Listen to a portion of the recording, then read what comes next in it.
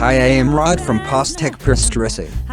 I would like to present the video showing construction sequences of our PT bond post-tension slab system.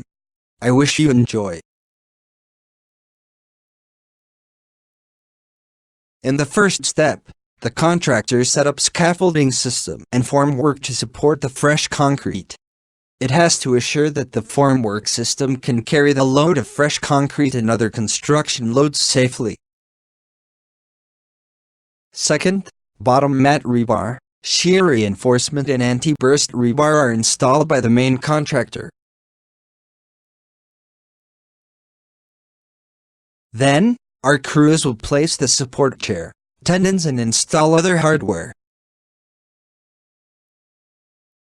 The main contractor installed top rebars and shear stud rails, if any.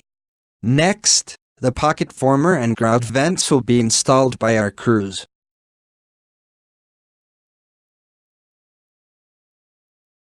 Slab set form are then installed by the main contractor. The contractor pour concrete slab. The strength of concrete is commonly 32 MPa at 28 days and not less than 24 MPa at stressing date.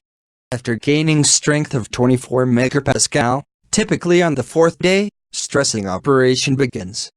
Each strand is pulled up to 145 kN. The elongation will be recorded for each strand. Stressing pocket are filled with the mortar.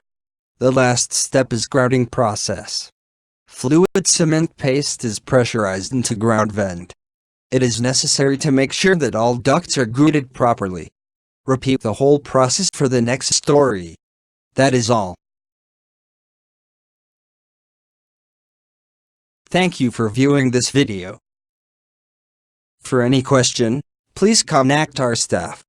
See you next time.